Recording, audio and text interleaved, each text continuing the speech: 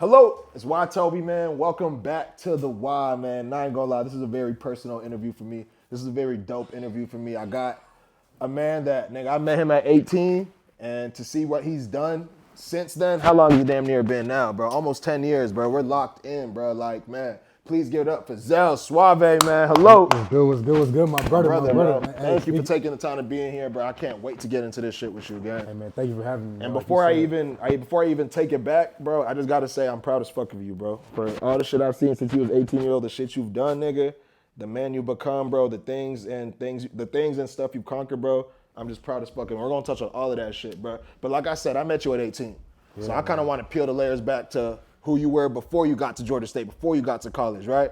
Yeah. Tell us, like, you're Liberian, of course. Yeah. How did that? LIB. How did your heritage help shape who you are today? Man, that's a great question. So even just getting into the history of Liberia, right? In the early 1990s, we were going through a civil war back home, and that sent a lot of Liberian refugees to America just because of the casualties of the war. Yeah. My mom is an example of that. So my mom came here pregnant with me, and by the time I could even comprehend life, I just seen hard work. I seen just African moms, man. That's man. My mom came here. She came here by herself, and I seen her create the American dream in a way. And she's always been a real example to me, like where you can start from and where you can go. My mom's a saleswoman, with an African accent in this country. So it just showed me that, anything is possible, especially when your why is huge and things that you come from, right? So just seeing that consistent hard work, especially not only my mom, but a lot of my uncles, my aunties, like just coming to America from a third world country at that, just living in that environment, it just teaches you, like, it's all about hard work. Yep. Mm-hmm. So tell me about the kind of kid you were in high school, bro. Like, was you the athlete? Was you the nigga getting in trouble? Was you the class clown? What was you like in high school? Well, I actually ended up going to military school. Really? Yeah, so I went to military school from 8th grade to 12th grade. Wow, and was that your choice or you was misbehaving, they sent you out there, or how did you end up in military school? Yeah, I was kind of a very, what you would call a smart and bored kid growing up. Okay. Like a little too smart for my own good. Yeah. And, I just always kind of played with, just what reactions and how people react to certain things, right? Yeah. So just as a kid, you could say like class clown in a sense, but I just had a big personality. I had a big personality, and I just never really cared to conform. And then I didn't really meet my biological father till around the age I went to military school. Really? And and then a lot of my, I had a brother who went to that same school before me, and he did really well. So as soon as my dad met me, African, mentality is like, oh, we're gonna send him to this school, we're gonna get him right.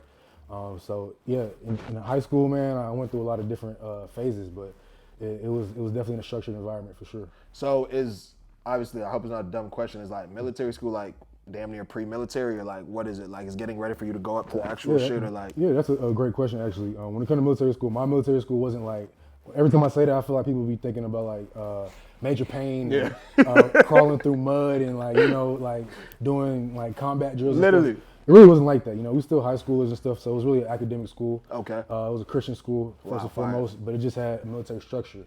So like the head of our school was a general from the military. We had drill sergeants and things of that nature.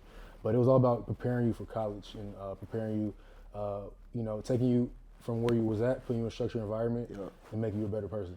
Tell me about how was some ways they built, because I know one thing all of my boys in the military tell me is the discipline it brought them. You know what I mean? And even though you didn't go to the military, you was in military school. What did they do to help build that discipline or structure that you talked about? 100%. I think the main thing I learned in military school is how to play the game. I feel like everything in life is a system. Yeah. Everything in life has things and structures and things like that. And there's ways to be successful in every room, right? So what military school taught me, I went for my first year there, almost getting kicked out. My mom coming to the school crying, begging them for me to stay. What you do almost get kicked out? Again, I was the same kid. Like, so I wasn't stunting the structure. I was still just testing things and seeing what I could get away with and things of that nature. And I remember my mom coming to the school crying, like, no, don't kick him out and things like that. And I ended up graduating that school with a scholarship for being like the officer of the year.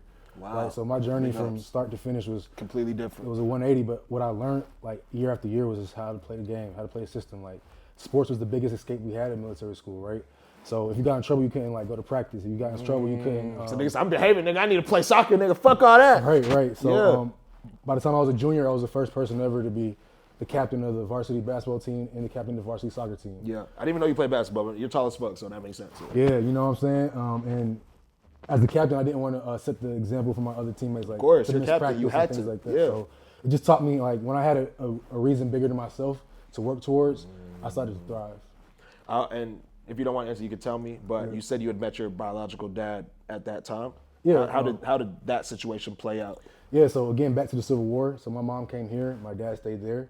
And there was obviously like a little bit of a disagreement there. Yeah. And then, around the time I got older, the disagreement was over with and they kind of realized, they had to come together in some type of way. Yeah. So, obviously just being so far away, it was really like more tough to even get in contact, especially, like with the beef and everything. I wouldn't even call it beef, but like just like the disagreement. The disagreement they had. Yeah, so by the time that was over, my dad said he went to church on a Father's Day, and he had a sermon that motivated him to, reach out and figure out what's going on. And to his credit, ever since then, he's been doing his thing for sure. Fire. Was there ever any like resentment that he wasn't there earlier or came around earlier, or? Honestly, my mom did a good job keeping male role models in my life. Fire. So I never had like no FOMO or anything like that. And honestly, it was kind of cool to me. Like imagine you growing up, I don't want to say struggling because if my mom sees it, she's going to say, what? I know what you mean, but growing up, like you didn't have it like everybody else had it. You know what I mean? And didn't. nothing's wrong with that. Yeah. I didn't. But then like I get this, my mom calls me in one day and says, hey, first of all, she was captain to me, right? So I didn't know, like, you know what I'm saying? I didn't know what was going on. So she kind of tell me what's going on. And then, hey, you're going to Liberia, like in 2 weeks. So, I get on the plane, go to Liberia. And, just see this whole other world, you know? And honestly, just the type of person I am, I was just too caught up in observing and just like the new. To be in your feelings. Yeah, I wasn't really in my feelings. At the end of the day, I got a real real. dad. And then I could tell both of my parents were like invested in it working. So they never made it seem like it was anything too crazy, So what is what is a benefit or like some lessons you've learned from your dad once he came into your life? So I got an old dad. So my dad's almost pushing 80 right now. Wow. Yeah. So my dad's just so wise and he's experienced everything. He just pours so much knowledge into me every day that I feel like just really helps me. I won't even say have an advantage, but just give me a little bit extra wisdom. Of course. That, even like my dad, it could be like a lot of my friends' dad's dad. You know what I'm saying? Yeah. So just that kind of wisdom that he pours into me all the time just gives me like an advantage. You know what I'm saying? Like just small things he tells me. Like don't give it a self-imposed deadline. Right, a lot of times, like people will say, "I'll be there in 5 minutes," right? When you could just say, "Nigga, I'm coming." you can just say, "I'm on the way," right? Yeah. So just small little nuggets and gems that he tells me like that. So it's like you're sticking to your word. You're not going against your word and this and that. Yeah, because like he said, like, look, I'm not tripping about you telling me when you'll be there, but like just don't tell me you're gonna be there and you're not be there. Yep. You feel me? So like just little things like that. Like just always, he gives me gems every time I talk to my dad. It's a gem that I could take with me. So. That's one thing I value. Was the military school in Georgia? No, it was in Virginia. Virginia. So how did you end up at Georgia State? What made you choose Georgia State? So being away from home, right? Yeah. So my mom was always based in Georgia. So kind of like having... That shit was a boarding school? Yeah, it was a boarding school. Damn. Yeah, it was a boarding school. So 24/7 military environment, but it kind of prepared me for college. But when I had the options, I got into every school in Georgia except Georgia Tech, right? So I really was like, dang, what do I really want to do? And maybe having that FOMO made me missing like the normal high school experience. Yeah. I seen a lot of my friends was going to Georgia State. So I was like, you know what, I'm gonna go to Georgia State, be back with the game, be back home, be back close to my mom and things of that nature. And I feel like it was one of the best decisions I ever made. Man, so that's when our story kind of aligned, man. Your boy, bro. One of JD, dog, Jadena, bro. Like, he had brought you to I'll never forget the day I met you, bro. Like, y'all pulled up to my crib, 200 Edgewood. Tosa, was you there? Yep. Yeah, Tosa was there, bro. I'll never forget. I have a picture of that day because one of y'all fell asleep at my crib, bro. It was me. But yeah, it was you. I didn't want to say, but it was you, bro. And like, dog, from that day, we was just all like forever just locked in, bro. But I do appreciate Ozo for bringing y'all into like, and like, man, we got to talk about Jadena, bro. Like, talk to me. Gotta start there. Like, who is he to you? Who was he to you?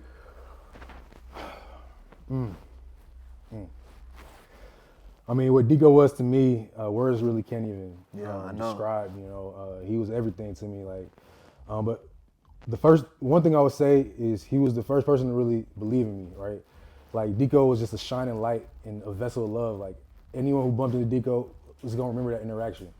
The first time I met him actually was we was in the same dorm, and I remember like I got on the elevator. Mind you, I came to Georgia State not knowing nobody, not really having no like best friend that came with me, no cousin that came with me. Yeah. I came just like dolo. I remember I got in the elevator and D goes in the elevator. He was like, "Yo, what's up, man?" Like he just was loud. That's exactly how he sounds, bro. That's the exact tone of his voice, bro. Wow. Yeah, like just loud energy, like loud presence. Like, "Yo, what's up, man? How you doing?" Like gave me a strong dap. Like, he looked at me, and I just would never forget like all the energy he had just for me. I'm like, bro, who is this dude? Like just with all this like confidence and just just energy. And we ended up having the same class, and that's when everything set off, man. Like we was in the same dorm, same class. We started going to class every day together. It was actually African American Studies, which is a crazy class for us to both have. We started doing projects, homework together, and it was in the same dorm, so we started going to lunch. And you remember Piedmont Central Dining Hall? Of course. That's where so many memories and friendships are birthed. But yeah, me and Deco, we just became friends, man, and the rest is history for sure. But just to get back into what he was to me, is like he kind of was the opposite of me, right? Wow. So I'm coming into college, not knowing nobody, not really having like no high school friends, like nothing like that. And then Deco's the exact opposite. He's prom king. Yeah. He's varsity basketball. He's well connected, well respected. Everybody knew him on camp. Even as a freshman, right? Yeah. So like he was an opportunity to kind of like be that yin to my yang, right? Yeah. Where it was like, I was able to see like what it was like even maybe what I missed out on. Like I was able to see it day in and day out. Like so I really never had no FOMO because when I got to college, like even pulling up on you and your brother was like a luxury of being Deco's friend, you feel me? And I obviously lived like a lot of luxuries just through our bond and brotherhood, but that's really what he was to me, just like an idea and a daily reminder of like what confidence, energy, and being a great person is, you feel me? And one thing like I'll never forget about him, bro, like I think that day, I don't know if y'all came because of Ozo, but like he wanted to learn about journalism. That's all I really remember. Like he was trying to figure out how to join the radio or just how to get into that space, what I was doing. And what really what made me love that nigga was he was willing to do what I wasn't willing to do. Like I told that nigga, I'm like, bro, you can go join the radio, but they're gonna say you gotta do the 4 a.m. shift, bro. Mm-hmm. Like they told me that, I said I wasn't doing it. I never did radio. Mm-hmm. That nigga was doing that shit the next week, bro. Mm-hmm. That nigga didn't waste no time. He didn't argue. He didn't cry about I need to be earlier or later. He went and he was up there 4 a.m. Nigga damn near telling me pull up and come visit. Mm-hmm. But I could never wake up at 4 a.m. and get there. So that nigga really, he was a go-getter, bro. He said he put his mind to some shit, he was gonna go do it, bro. Mm-hmm. Like, what was tell us a story, like a moment. Tell us I want to hear a story about y'all that really defines y'all friendship. Damn.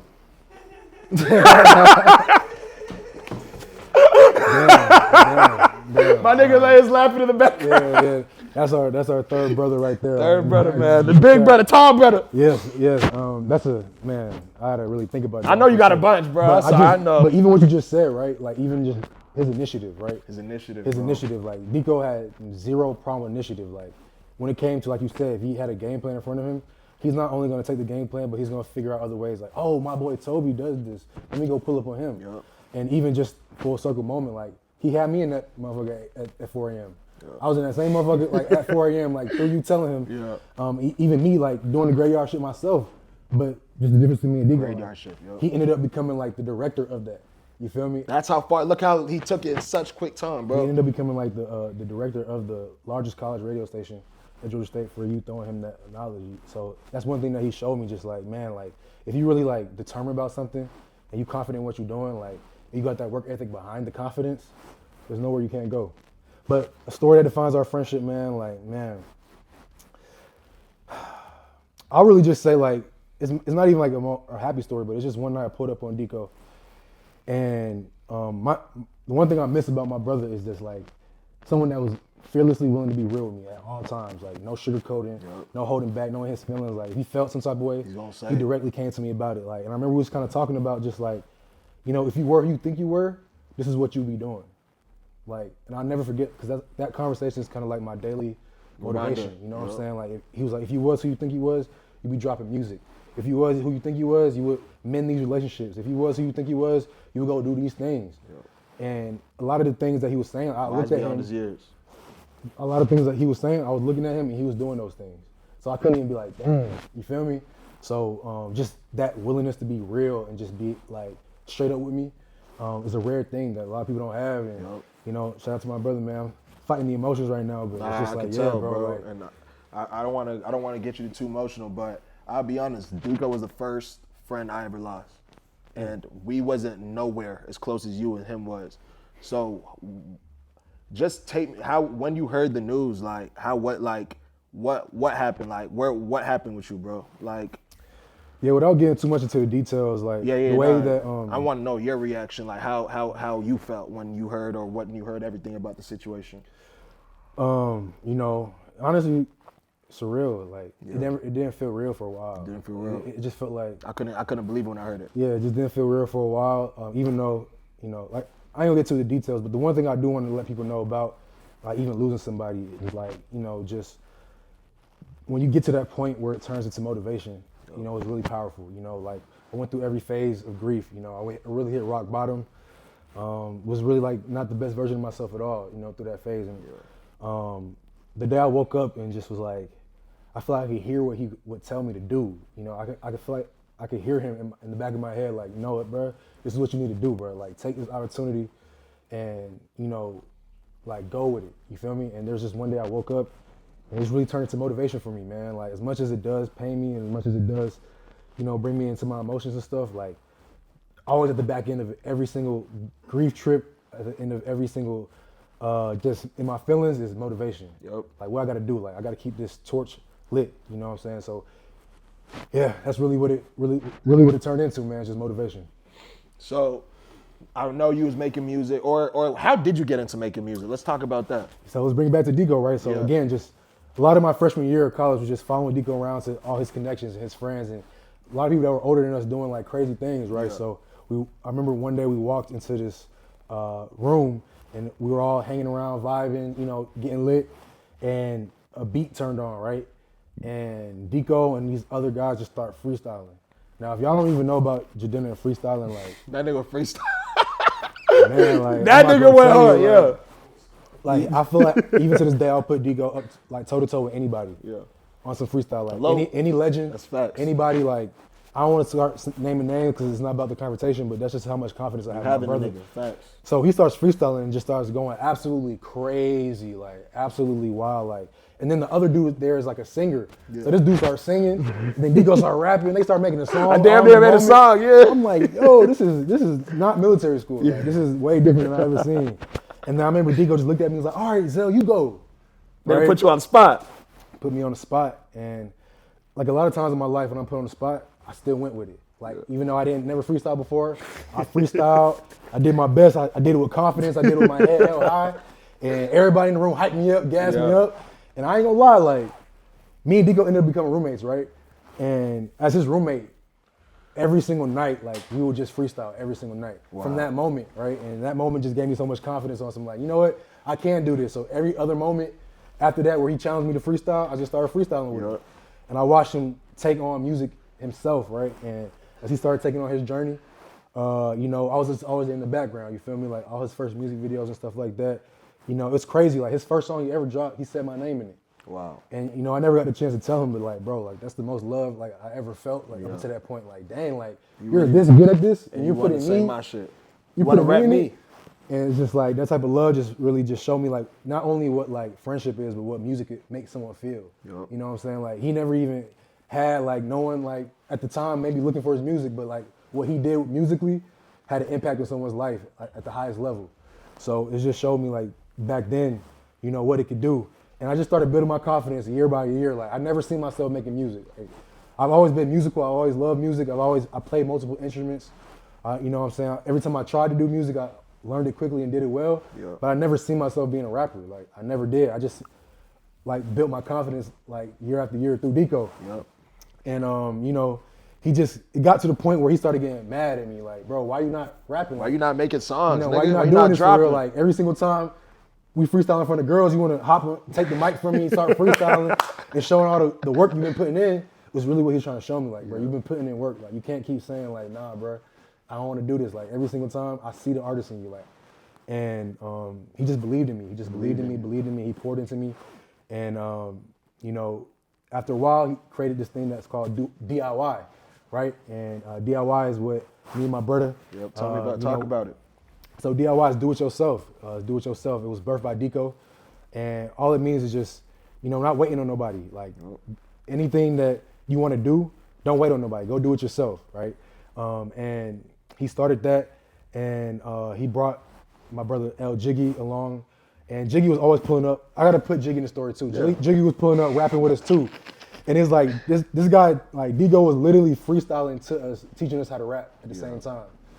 It's just like crazy stuff like that. So he birthed DIY, and we started doing freestyles, we started doing shows, we started dropping songs, and even me, I was still hesitant, but I was still along the journey, and I was just glad to see, like, to be able to show him that, I am gonna do this. I'm gonna you feel me? I am gonna do this, and obviously, I still wasn't taking it that seriously before Deco passed away, and then after he passed, it just kind of felt like, I remember Deco like looked at me in the eye one day. It was just like, bro, if anything ever happens to us, this is how much foresight he had, even at his young age. Like, if anything happens to either one of us, like, let's both promise each other that we're gonna take whatever we're doing to the moon. Like, we're gonna keep it going. We're gonna keep it flowing. We're gonna keep it going. And that's just something that's an honor that I still hold up. You know what I mean? And like, I knew the best way. You're doing it. Thank you, brother. You're doing it. Thank you, brother. And like, so me, my brother L Jiggy, like DIY, everybody who played their role in the DIY story. When Deco passed away, we took that and we birthed it into something, and we kept it going. So that's kind of how I got into music. That's kind of how I started getting into rapping, dropping songs. And one thing about me is, like, anything I do, I give it 100%. You know what I'm saying? Anything that I do, I learn it fast, and I do whatever I can with it. And music is something that's a natural passion of mine. So it wasn't hard for me to get into music and start dropping songs. And we all grow up. Anybody who grows up loving music just imagine themselves in music videos, imagine themselves doing interviews like this, bro. Like, even right now, like, this is a result of, like, believing yourself, right? Absolutely. No one just hops in a Toby interview if they don't believe in themselves. Hello. Right? So it's just one of them things that doing it yourself, believing in yourself, is one of the things that it taught me, and we're keeping it going for sure. I love that, man. Another thing that I've been proud to see you do, man, is, actually, before I ask that question, I wanted to ask, you're African like me. What did your parents say about you rapping? It's funny because my dad was supporting me rapping, like, back when Deco was. Like, really? My dad, first of all, like I said, I've been doing music my whole life. I played multiple instruments and stuff. So both my parents always kind of been amazed by how fast I've been able to learn stuff and, like, do it. And music was my favorite thing. So my dad always just been supportive of me, like, anyway, like, doing music. Because my older brother was doing the same thing. So as strict as my dad is, he never, like, shied away from any of his kids' creativity. Yep. So, like, my dad was supporting it from the jump. Wow. My mom was more hesitant. Yeah. My mom was like, yo, like, what you doing with school? Like, what you doing with this? Like, it took her some time, but, like, she seen that I was serious about it, and I feel like that was her comfort when she seen I was taking it seriously. Like, he's actually willing to go hard for this shit. So exactly. I can't even be mad at his passion. Mm-hmm. So let's talk about another thing I've seen you just going to the moon with, man. You're modeling, bro. What was your first gig, and how did you start that? Project North with Deco. Like, wow. Yeah, that's how I even got into Project North. Was like, Deco was like, hey, bro, you trying to model for my brand? Wow. And, I was just like, all right, bet, let's do it. And, like I said, just started with, like, that's why I can't even put into words, like, the seeds that Deco planted within me, like, they've grown into, flowers and trees. But it started off with doing Project North. It started off with me just modeling it. And then it ended up starting off into me and Deco going into it together as business partners. Yeah. And just growing the brand. And, like, when you have your own brand, you don't have to get in front of that camera. Of course. People have to see it on you first. Like, gotta promote it. If you got a clothing brand, you got anything you're trying to do, you got a brand you're trying to build, you gotta get in front of that camera, take your fit pics, market yourself, push yourself, right? Yeah. And that's where a lot of people really, like, fail right there. It's just like, okay, I have this thing, but how am I gonna market it? Like, a lot of people are good at stuff. A lot of people have fly designs, have great music, have great skills and blessings. But the marketing is equally as important. If you don't know how to market yourself in 2025, like, you're only gonna go so far. Yep. So, like, with the modeling, it's kind of started off with, like, me and Deco, like, taking pictures of ourselves and our brand, taking pictures of our brand, taking pictures, modeling our own pictures, getting people to pull up, doing photo shoots, booking studios, and it ended up just turning into me taking that skill set, even though it wasn't like, oh, me as a model, it was like modeling my brand. Yeah. I learned certain skills. I learned how to pose. I learned how to be confident in front of the camera. Yep. And people started to see that. And, people started giving me opportunities from there. Fire. So, you've been in Glorilla's music videos. You've been Hello. You've been in a video with. I'm sorry. Why is it blowing my mind? I'm thinking Endo.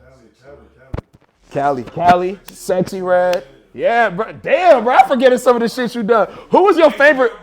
Laser Dim, nigga.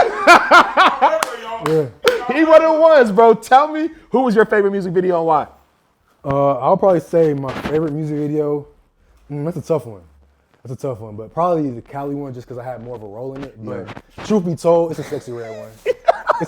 I can't even lie. Like, Sexy. I can't even lie because, like, man, like, dang, but the Glorilla one was crazy. Glorilla was crazy too, though. Oh my gosh, but I'll probably say the Sexyy Red one because it was my first, like, bigger one. Yeah. That was my first, like, whoa, like, and shout out to Tosin and Toby, like, always believing in me. Like, again, going back to Deco, bringing me to y'all crib, and you know how it all came full circle. But shout out to y'all personally. I want to just give y'all flowers on camera, everything. Like, thank you, bro. Obviously, like, you guys believed in me and gave me the opportunity, and I just want to thank you. You ripped for it, that. bro. Like that nigga.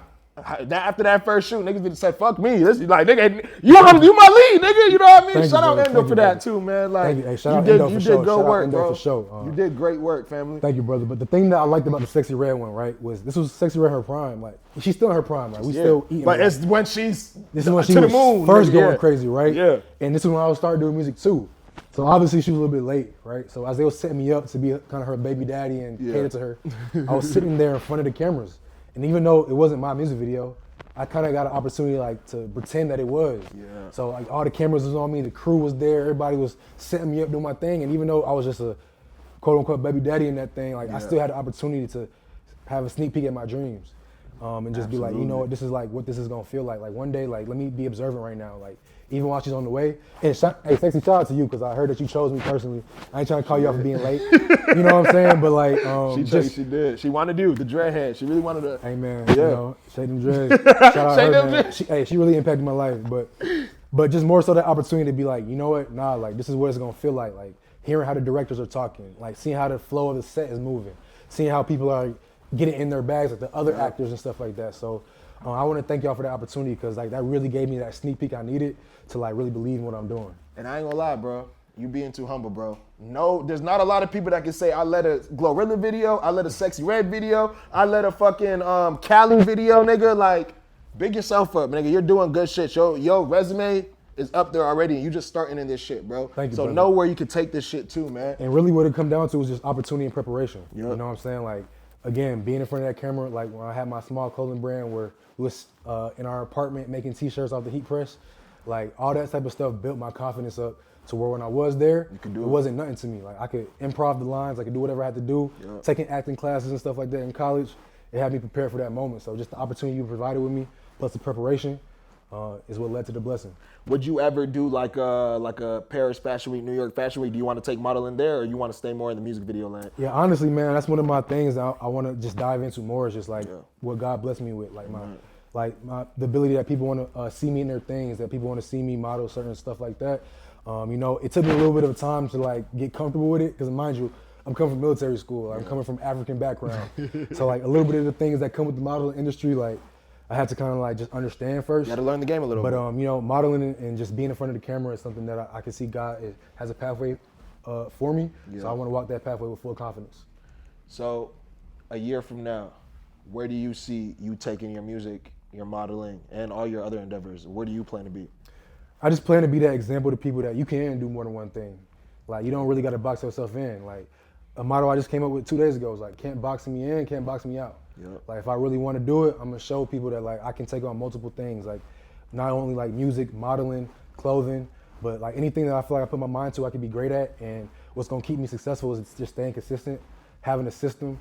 And because a lot of things, like especially when you're like, you know, in your mid-20s to early 30s, right? It's not even about your talent or your experience because you really haven't even done whatever you're doing long enough to be an expert yet. Absolutely. It's really just about your method and your methodology and like your system that you build for yourself. Like only you as a man can build your own system. Like I remember when like they was interviewing Shea Alexander like last year, and you know he's been averaging 30, and they was just like, man, how do you stay so consistent?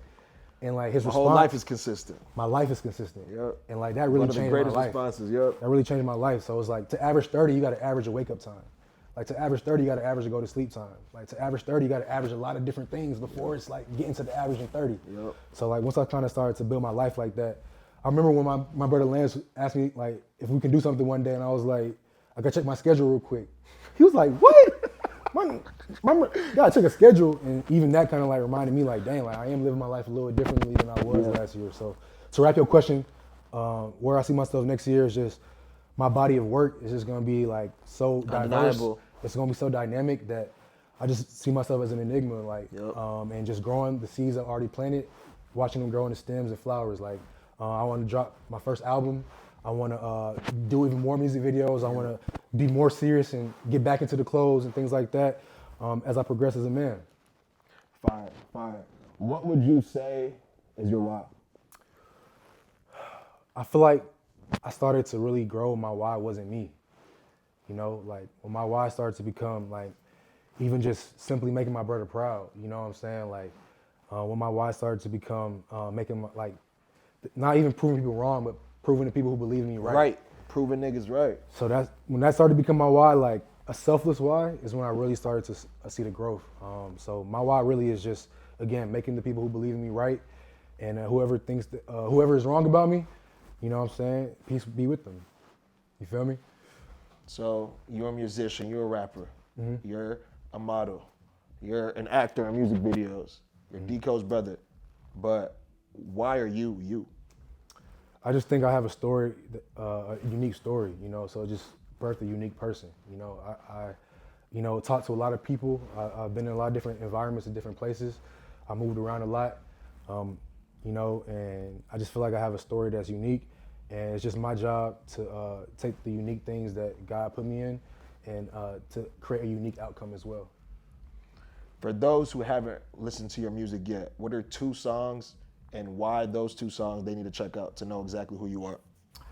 The first song I would say is Emancipation, right? Emancipation is a song that I dropped with my brothers as a collective DIY on our tape called Hold On to the Father, which is actually what Jadena means.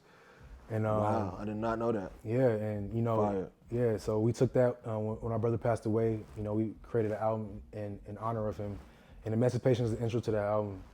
And the reason it means a lot to me, because it was kind of like me really getting it off my chest of what, you know, Deco's loss meant to me, and like taking for the first time my feelings and putting it into art and presenting it to the world. So I feel like that's a part of me that I want anyone who ever discovers me to go tap into, and tap into the whole tape. Another song would be Wimbiama. It's currently my, it's currently right now. Shout out my brother J Boog here as well. Wimbiama featuring me and J Boog. It's currently my biggest song right now, and it just showed me like it was the first song where I didn't overthink anything. Yeah. Right. I freestyled the song. It was one session. It's not even mixed or mastered. I'm just be real with y'all, but I didn't let none of those things get in my way of dropping it and taking it to the next level. It's a song that has a lot of great energy in it, and it just has a music video, it has everything, all the content towards it. So, yeah, Emancipation, featuring El Jiggy and Nito Strange, and Wimbiama featuring J Boog. Is Wemby your favorite player right now, or why do you wanted to name a song after Wemby? I love that you asked me that, because I feel like people don't tap into that enough. But the reason I named the song Wimbiama was because of the fact that, one, I feel like I'm new to the rap game, right? Yeah. Okay, I like that. Yeah, I feel like I might be I'm the new superstar. Yeah, I just feel like I'm new. I'm something that they've never seen before, something they can't guard, something they can't do nothing with. All I gotta really do is, like, you see how Wemby came back this year with a handle? Yeah. Like, I be seeing, like, how can I add a handle to the game? Already being, like, what can I add to my package already? Yeah, and it's just like, you know, I'm a star. Like, you can't take nothing from it. It's natural. Yeah. And, like, the more I add to my bag, the more unstoppable I'll become. So that's kind of what Wimbiama means to me. Nah, that's fire. That's fire. Are you heavy into basketball, like NBA? Heavily. Like, sports is really my biggest passion. I forgot, bro. I'm tripping. This is the biggest Celtics fan I fucking know, bro. Come on, come on. I was going to say, JB, my favorite player, JT, JB. But, you know what I mean? Yeah, I'm a huge sports fanatic. So, you know, look out for that coming up as well. When they won their championship 2 years ago at this point, did you agree with Jaylen Brown being named Finals MVP? That's a great question. That's a great question. Why you do that, Lex? That's a great question. You know, honestly, being a Celtics fan taught me so much about life. Like, when you follow, like, the most hated team, it kind of show you how, like, petty people can be. Yeah. And, like, you know how they treated Jaylen Brown with the whole USA team, and, like, it kind of just showed me like what I took from JB and JT is like, bro, fuck what the controllers try to do, nigga. Like, fuck what the media's saying. fuck What the narratives. The opinions. People might try to push you away from each other. Separate People might try to do whatever they want to do to fuck with your mind. Yep. But if you wake up and you stay consistent, like they can't take it away from you. Like Jaylen Brown and Jason Tatum both have the largest NBA contracts in history. So no matter what people want to hate on, like if you wake up every single day and you still stay like motivated and do what you got to do, you're gonna get that chip. Once you stay consistent, you're dependable. And when you're dependable, people pay you for that. You ain't lying. Yeah. And that's another thing too. Like I gotta show love to Jaylen Brown's consistency because niggas don't even know he is top 5 in scoring of this decade. Jaylen Brown. Like people will hate on him and say he doesn't deserve the money. That nigga's 5th and Jason Tatum's 3rd. But Jaylen Brown being 5th is crazy. Playing on the same team as a nigga averaging as much as Jason Tatum. You feel me? And So, what Jaylen Brown always say, man, faith, consistency, hard work pays off. You feel me? So like that's what my 2 superstars from my favorite team teach me every day. What does your superstar teach you? I'm just playing. Hey, that was good, so I ain't gonna lie, bro. I just want to say thank you so much, man. I've been wanting to sit on the couch with you and talk to you, bro, and really pick your brain. And, bro, you're gonna be a legend, gang. So there's a new song coming out, too. Tell us, 2 weeks. Oh, yeah, What's the yeah, song called? yeah. 2 days, actually. Two days, this Friday. Yeah, on the 14th. 14th. I won't even put a date on it right now, Yeah. but like we got a song coming up, Come Back with me and El Jiggy. Okay. Some crazy backstory to the song, man. Let's hear it. Is that me and my brother Jiggy, we made this song the day Digo passed away, before we even knew. Like we had made this song the very night. I actually even did the timestamps, right? 2 things happened. We made that song, we made the DIY logo. Wow. And I remember that our whole thing was like, I can't wait to show Dico this. I can't wait to show Dico this, like, cause we knew that we actually made a classic. Yeah. And you know, Dico was always teaching us how to rap. So we just wanted to show him like, bro, this is what you produce, bro, like no cap. And I got the news like a couple hours later, you know what I'm saying? So we've been meaning to get this song off, and we have actually a whole tape coming behind it. So stay tuned for that. Dico's Brothers coming out very soon, 2026. Can't wait. Stay tuned. But yeah, we got a new single coming out, Come Back, featuring me and El Jig again. Hello. And yeah, I want to say, bro, I'm so proud of you too, though, bro. Thank you, brother. I always wanted to just say, man, like you said, I remember walking in your room at 18, man, like seeing you and Tosin's journey, man, like. Thank you, bro. And like, bro, y'all are some of the most inspirational people I've ever been around, bro. And I really appreciate y'all because not only are y'all inspirational and bag chasing, like serious, determined people, y'all not scared to show nobody love, bro. Y'all not scared to bring nobody up with y'all, man. Like, Appreciate I just want to say, man, y'all gonna be legends, man. Like, I can see the greatness coming for y'all, man. I'm just thankful to be part of the journey as well. That's love, family. And I can't wait to talk about you again, talk with you next year again, family. But 100%. I just want to say I really do appreciate you taking this time to sit with me, bro. I can't wait to hear the new song in in 2 days. You feel me? We're gonna need to celebrate for that one for sure. 100%. But man, this is another episode of the Y. Zell Suave, Y Toby. Hello. Hello.